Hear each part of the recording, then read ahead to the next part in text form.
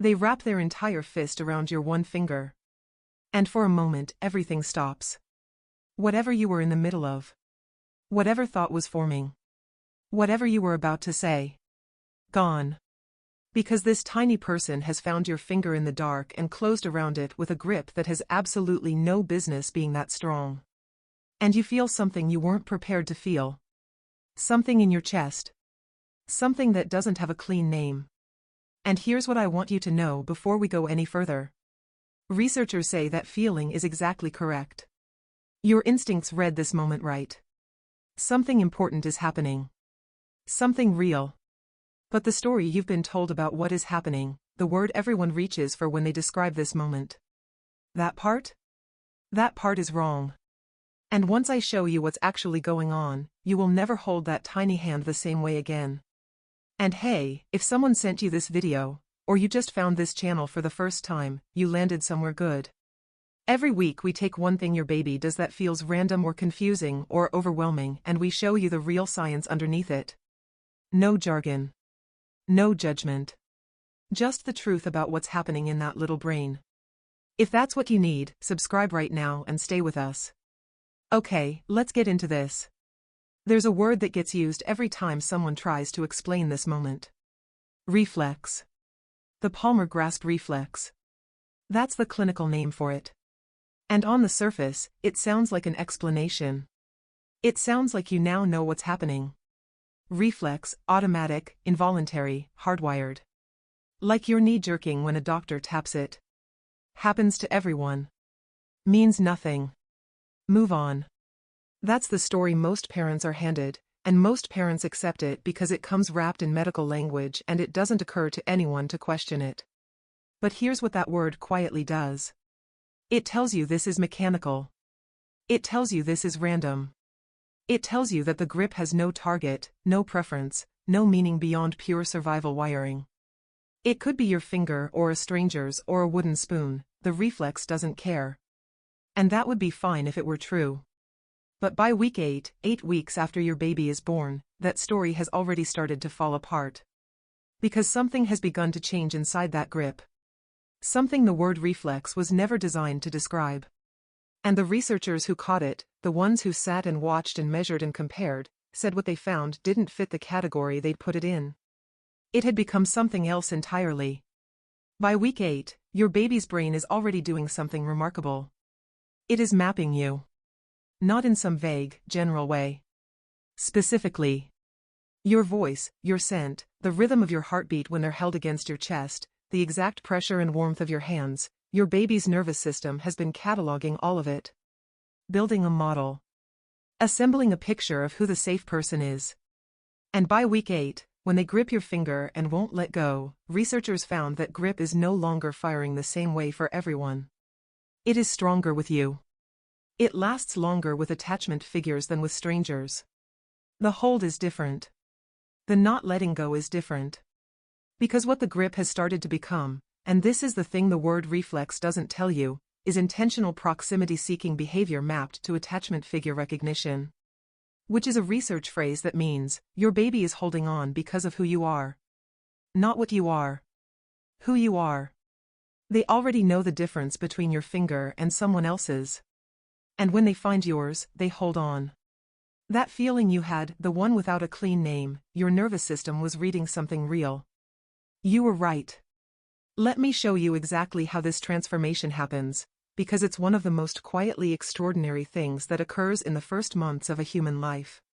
In week 1, the grip is ancient. It's the same grip that primates use. Hold on to the mother, hold on to warmth, hold on to survival. It's pre-social. Pre-relational. The nervous system fires, the hand closes. That's all. But between weeks 4 and 8, something else starts coming online. The motor cortex begins its long process of mapping movement, not just firing, but learning. The limbic system, the part of the brain that processes connection, safety, emotional memory, starts to link sensory information to people rather than just stimulation. And the two begin to talk to each other in ways they couldn't before. What was a survival grip starts to become a recognition grip. By month 4, studies tracking grip pressure and duration across different caregivers found something consistent. Babies applied measurably more grip strength and held on measurably longer with their primary attachment figures. The motor behavior had been recruited into the attachment system. The hand that once gripped anything now grips you differently. And here is why that matters beyond the science. Every time your baby grips your finger and won't let go, their brain is doing two things at once. It is practicing proximity, the physical act of staying close to the safe person, which is the foundation of secure attachment. And it is reinforcing the neural map of you, deepening the recognition, thickening the connection, writing you more permanently into the architecture of who they feel safe with. The grip is practice. The grip is communication. The grip is your baby saying the only way they know how to say it. Stay. You're the one. And here is the thing that makes this really land. You didn't teach them that. You didn't train it. You didn't perform it correctly or get lucky or do something right in one specific moment. You showed up. You were there.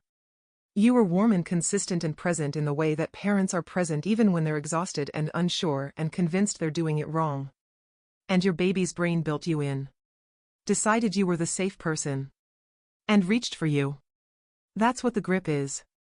Can I just pause for a second and say, if this is landing for you, if something in the last few minutes gave you something you're going to carry around with you today, that is exactly why this channel exists.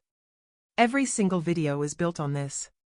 Real developmental science, explained in a way that makes the ordinary moments feel like what they actually are, extraordinary. Subscribe if you haven't already. Hit the bell. Because there is so much more of this coming and you don't want to find out about it 3 weeks late. Okay, let me give you something you can actually use. Now that you know what the grip actually is, here are 2 things you can do differently starting today. 1. Let the grip complete. When your baby closes around your finger, resist the instinct to gently pull free after a moment. Let the hold run its course. Let them decide when it's done. What's happening neurologically during that grip is your baby's attachment system doing active work, reinforcing proximity, reinforcing recognition. Pulling away early, even gently, interrupts that process. Not dramatically. Not permanently. But when you can, stay. Hold back. Let it finish. You'll notice something when you do this. Most babies, when allowed to grip until they're ready to release, let go softer. The ending is different from the beginning. That's the nervous system settling. That's what completion feels like. 2. Offer your finger first. Rather than waiting for your baby to find your hand, try this: extend one finger toward their open palm slowly, and let them choose to close around it. You are giving their attachment system a chance to do the reaching.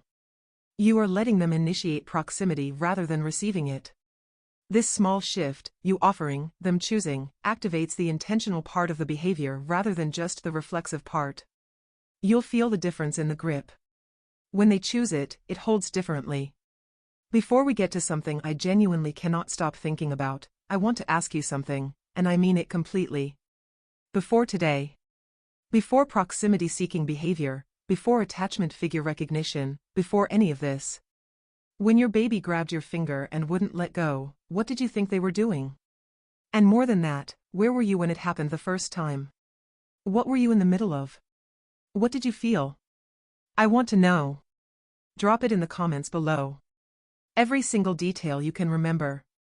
Because I read every comment on this channel, genuinely, I do, and I want to know what this moment was like for you before you knew what it actually meant.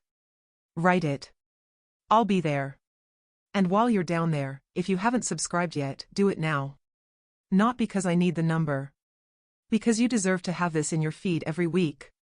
Parents who watch this channel start to see their babies differently, not as unpredictable or confusing, but as communicating. Constantly. Clearly. In a language that science has been translating for decades and that nobody puts into plain words. That's what we do here. Subscribe. Bring someone with you. Now. Think about the moment when the sweetness disappears. When the grip becomes a bang.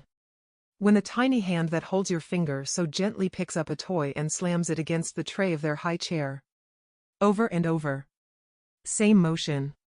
Same force. Same sound. And you're watching it and thinking, are they frustrated? Are they angry? Are they breaking something on purpose? Is something wrong? Here's what I need you to hear before next week. That banging? That repetitive, relentless, makes you wince every time behavior? It is not destructive. It is not aggression. It is not a red flag. And it is not random. It is your baby doing something that their brain is absolutely desperate to do, something developmental, something necessary, something that has a name and a function and a reason, and once you understand it, you will not just stop being bothered by the noise. You will start to find it fascinating. Next week. Don't miss it. Subscribe. Leave your moment in the comments. Send this to one parent tonight who needs to hear that what they felt when their baby grabbed their finger, that nameless thing in the chest, was right. It was always right. They just needed someone to explain why.